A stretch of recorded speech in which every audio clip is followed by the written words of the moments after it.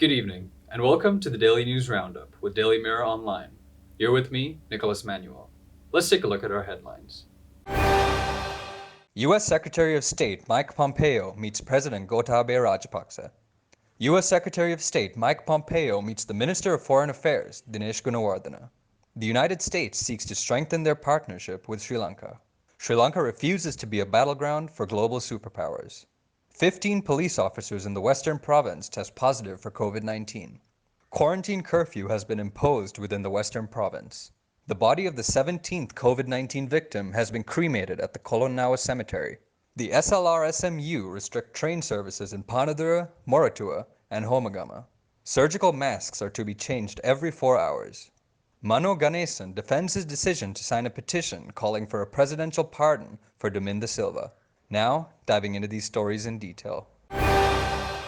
U.S. Secretary of State Mike Pompeo met President Gotabaya Rajapaksa at the Presidential Secretariat this morning. The U.S. Embassy said the discussion would focus on the economic partnership between U.S. and Sri Lanka based on transparent trade and investment, key components of the post-pandemic economic recovery, as well as a shared commitment to democratic freedoms.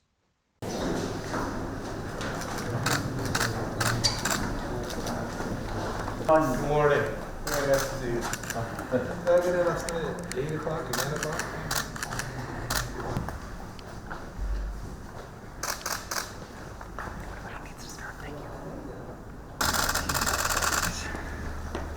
Good morning, sir. Nice to see you. Yes, of course, nice to see you. This is my intersection, nice Park Hotel. All right, thank you, press. Fantastic. When will you be there? Thank you. That's fantastic. I look forward to seeing you there.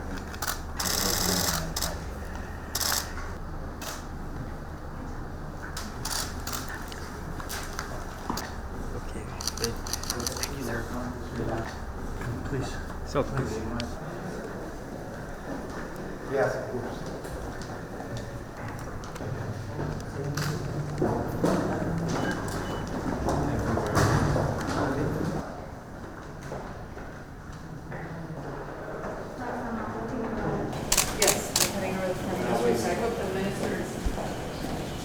U.S. Secretary of State Mike Pompeo met with the Minister of Foreign Affairs Dinesh Gunawardena.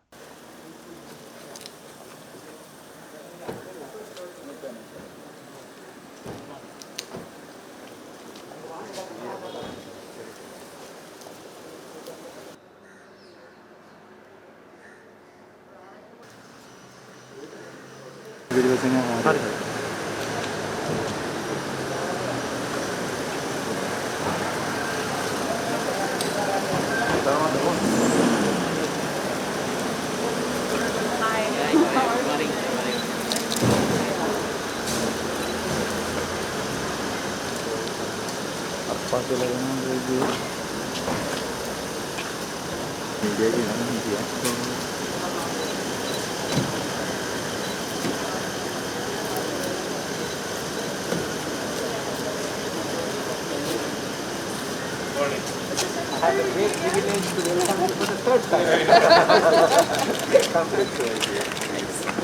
is for the Republic building, built during the British time, the colonial building.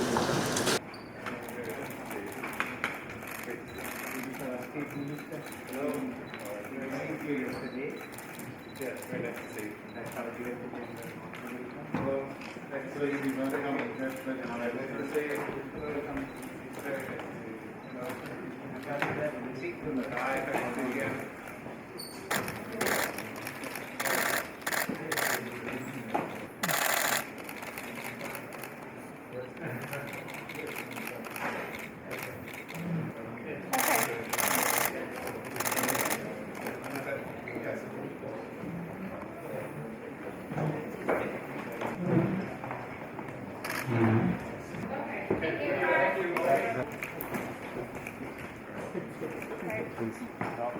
Visiting U.S. Secretary of State Mike Pompeo announced that his country seeks to strengthen its partnership with the democratic, peaceful, prosperous, and fully sovereign nation of Sri Lanka. Addressing a joint press conference, He said that Sri Lankan garment factories undertook hundreds of orders to supply high-quality personal protective equipment to the United States. And he added that the U.S. provided over $600 million in assistance to fight COVID-19. It's wonderful to be in here, Colombo. It's most special because, indeed, as you said, we're one day short of 72 years of our diplomatic relations between our two countries, a remarkable anniversary for each of us. The foreign minister and I had a great conversation. I had a chance to congratulate him on his reappointment. Well done. And had a very positive conversation with President Rajapaksa a bit earlier this morning as well. My overall message in both engagements was very clear. The United States seeks to strengthen our partnership with democratic, peaceful, prosperous, and fully sovereign Sri Lanka. Our new embassy, for instance, is nearing completion. It's a sign of our commitment to the country and to the people of Sri Lanka. And we, of course, spent a good deal of time talking about our cooperation in defeating the pandemic that came from Wuhan, China. The United States has donated now just over $6 million in COVID assistance to Sri Lanka. And early in the pandemic, Sri Lankan factories and garment manufacturers quickly filled hundreds of orders for high-quality PPE, and we are grateful for this output, which saved American lives. Thank you so much. President Trump is working hard with our private sector to develop vaccines and therapeutics to beat this virus and benefit our peoples and indeed the peoples of the entire world. We'll need the power of private industry to regain our economic footing now and in the future, and we look forward to working with the people of Sri Lanka on that matter. We talked about this a great deal. We talked about our economic relationship. Great American companies that are here today, brands like Coke and Oracle and IBM are here creating high-quality jobs. These American companies are the most reliable partners on the planet.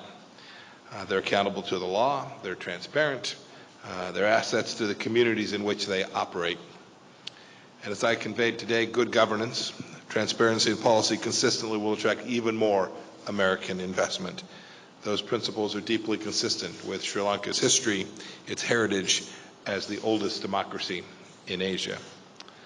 We also had a wide-ranging discussion on our security cooperation, which helps keep some of the world's most vital sea lanes open, as the minister recognized. In addition to our joint trainings, I'm proud that Sri Lankan officers receive training at the United States institutions like West Point, my alma mater. And I'm also proud the United States has donated 2 Coast Guard cutters that are now Sri Lanka's Navy patrolling your waters.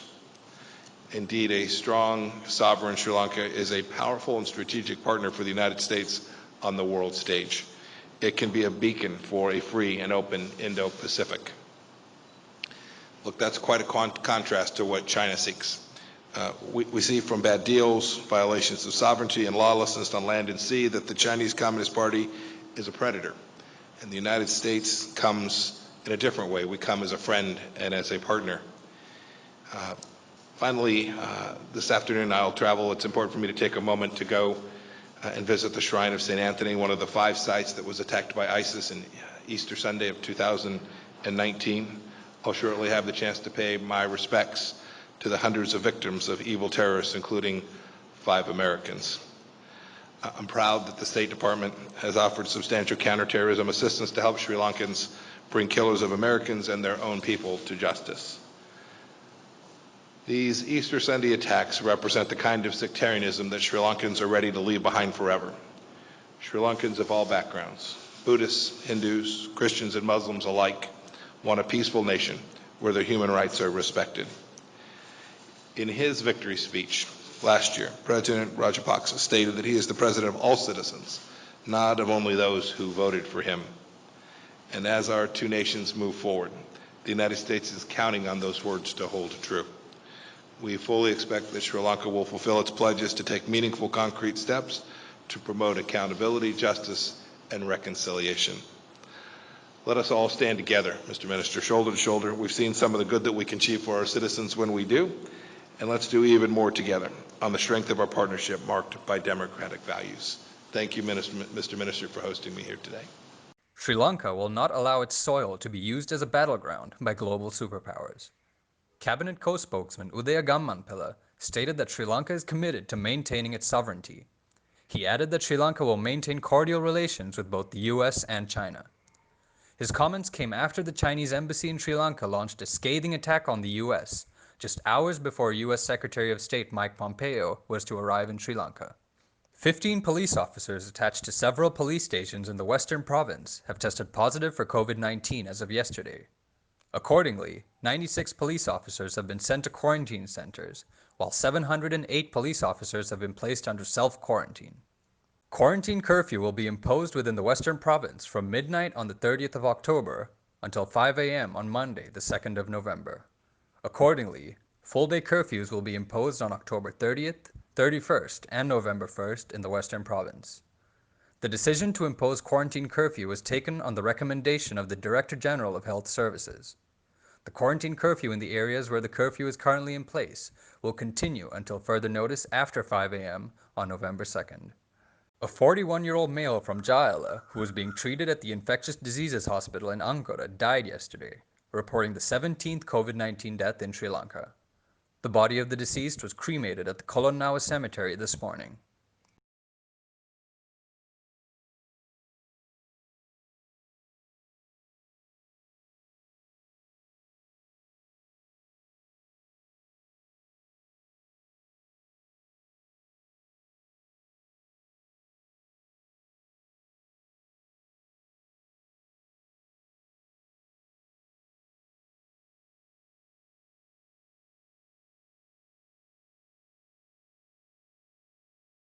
Following the imposition of quarantine curfew in Panadura, Moratuwa, and Homagama yesterday, people in those areas have been restricted from using train services operating on the Kelani Valley and coastal lines until first. The Sri Lanka Railway Station Masters Union announced that the people who are using railway stations from Miyagota to Kottawa on the Kelani Valley Railway line, which includes Panagoda, Homagama, Homagama Hospital, and Makumbara substations, will not be allowed to use train services. Chief Nurse of the National Hospital, Pushpa Ramyani Dezoisa, advised that people should keep in mind to wear medical or surgical face masks only up to a maximum of 4 hours. She also advised the public to wear fabric masks unless people are in a particular risk group. The WHO had recommended wearing a medical or surgical mask for people over 60 years of age, people having underlying medical conditions, people who felt unwell, or people who are taking care of an ill person. She also requested to wash face masks with soap and to insert the mask in boiling water for about 1 minute. Samagi Jana Balavegya parliamentarian and Tamil Progressive Alliance leader Mano Ganesan has defended a decision to sign a petition calling for a presidential pardon for Dominda Silva. Dominda Silva was sentenced to death on September 8th of 2016 for the murder of politician Bharata Lakshman Premachandra. A petition has been signed by several government parliamentarians and is to be presented to President Gotabaya Rajapaksa, seeking a pardon for Silva. For further details on these stories, visit our website, www.dailymirror.lk. Thank you for tuning in. I'm Nicholas Manuel, and this was the Daily News Roundup.